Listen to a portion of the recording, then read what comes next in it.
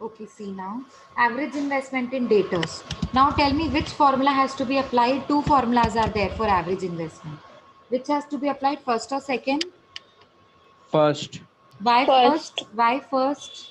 ma'am, fixed cost given. Yes, fixed and variable both given. So when both are given, what should be the base? Total cost or sales? What we will take in the formula?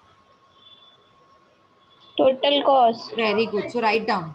Average investment in debtors is equals to there only in particulars column. Total cost into number of months divided by total, uh, um, total cost into credit period upon number of months in a year. Total cost into credit period upon number of months in a year. This is the formula. Okay. Now, first case, present policy. What is the total cost? You need to do it on Calc. Variable cost is 12 lakhs. Fixed cost is 7 lakh 20. After adding, what you get should be written here. 19 lakh 20. Very good. So variable cost plus fixed cost will give you total cost. Write down 9 lakh 20 into what is credit period in the first present position. 1 month. So into 1 divide by 12. 12 is number of months in a year. So how many number of months in a year? 12. So 19 lakh 20,000 into 1 divide by 12 will give you average investment in debtors. Tell me what is average investment in debtors in the present policy?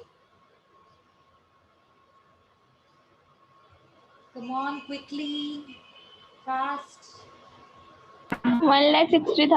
1,60,000. Next, option number 1, proposal number 1. What is the total cost? Variable plus fixed. Variable is 15 lakhs and fixed is 7 lakh 20,000. So 15 lakhs 22 plus lakh 7 lakh. 20,000. Very good. 22 lakhs 20,000 into what is the credit period in the proposal 1? 3 months. 3 months divide by 12. So 22 lakhs 20,000 into 3 divide by 12. 5 5,55,000. lakh Very 55,000. good, very good. And if you come to proposal 2, credit period is not given. If credit period is not given, how will we calculate average investment in debtors? Therefore, nil. Nil. Okay. Now draw a line after that average investment in debtors is over, no? So after that line, you have to just stretch a line there. I like after 1 lakh 60, 5 lakh 55, उसके नीचे एक line draw कीजिए below that. Draw a line below that, no? That means you need to show average investment in debtors in a block, in a box. Okay, a line above and line below. Next, write down cost of extending credit. Next part of the format, cost of extending credit. We have three different costs. First, write down. First, opportunity cost. Opportunity cost. What is the percentage of opportunity cost? Can you look at the question and tell me? Last line, assuming the cost of funds is 12. 12%. Very good. So write it in the bracket. Bracket, huh? Opportunity cost, start a bracket now. 12% on average investment in debtors. 12% on average investment in debtors. So tell me, what is the average investment in debtors in present policy? 1,60,000. 1 lakh 60 into 12% has to be done in Calc. Don't write anywhere. It has to be shown in the Calc. Okay, I mean it has to be done in Calc. So 1 lakh 60 into 12% is how much? 19,200. Very good. Okay. So same way we have to do it for proposal 1. What is average investment in data of proposal 1? 5 lakh 50,000. Put it in Calc into 12%. 5 lakh Ma'am, 55,000 into 66,600. 12%. Yes, 66,600.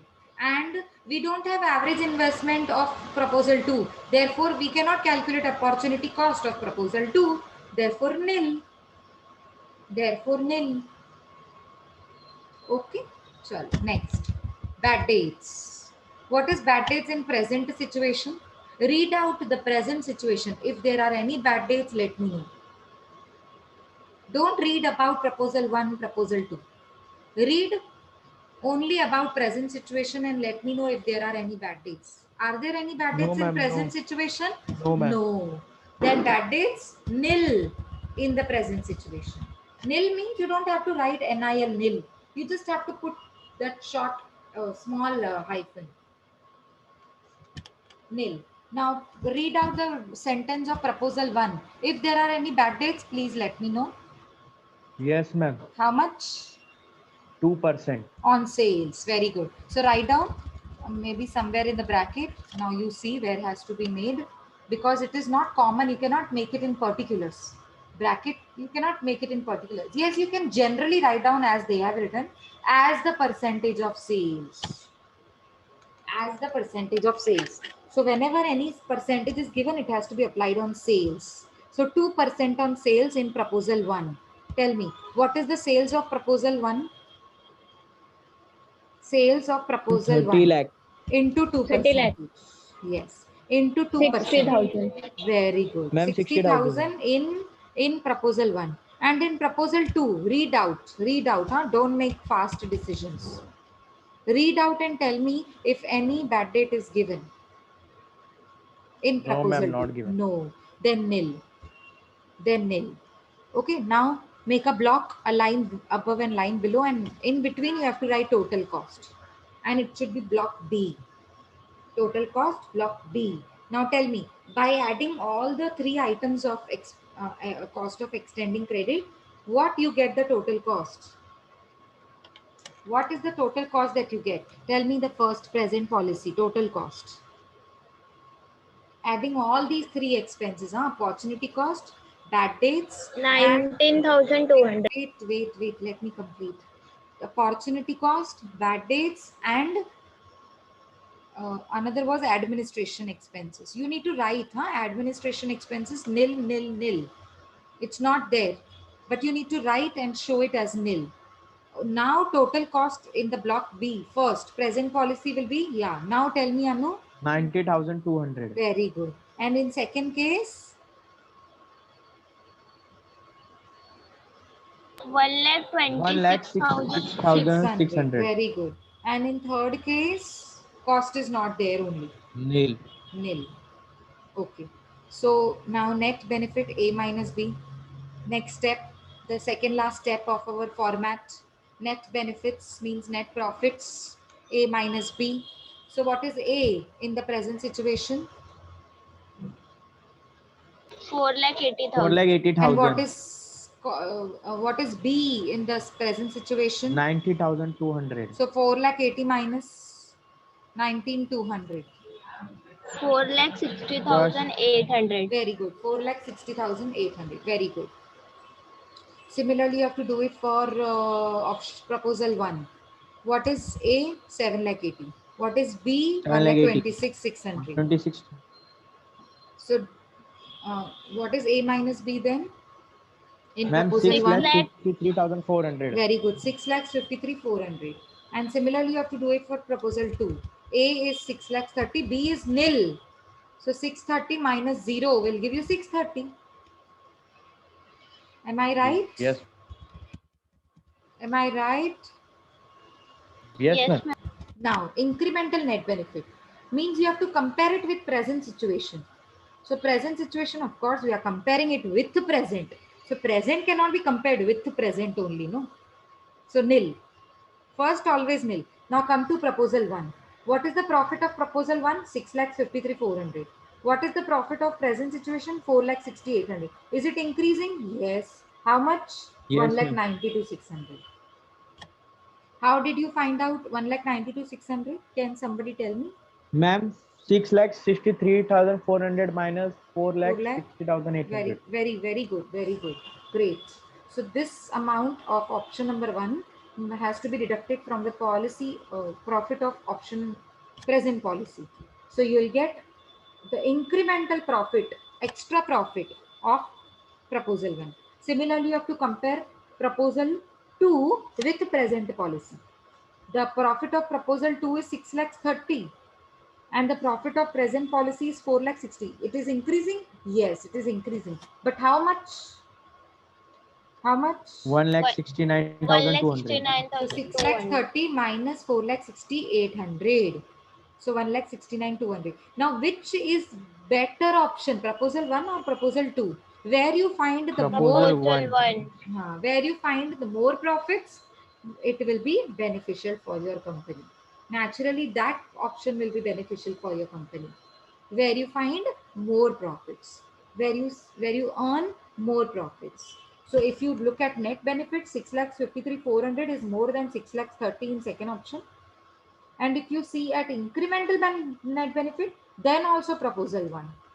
Because here proposal 1 gives you 1,92,600 ka extra profit. Whereas in proposal 2, it is 1,69,200 ka extra profit. So extra profit is, incremental profit is more in proposal 1. And net benefit is also more in proposal 1. Therefore, proposal 1, that means giving extra credit period of 3 months to the customers is suggested because it gives you highest net benefits and generates incremental net benefit of rupees 1,92,600. Write down the suggestion, and we are done with the question. Question number 4. Write down proposal 1, that is giving credit period of 3 months to the customers is suggested. Giving credit period of 3 months to the customers is suggested because it gives the highest net profit or net benefit. Anything you can write. Because it gives highest net profit and generates incremental net benefit of rupees and generate incremental net benefits of rupees 1,92,600.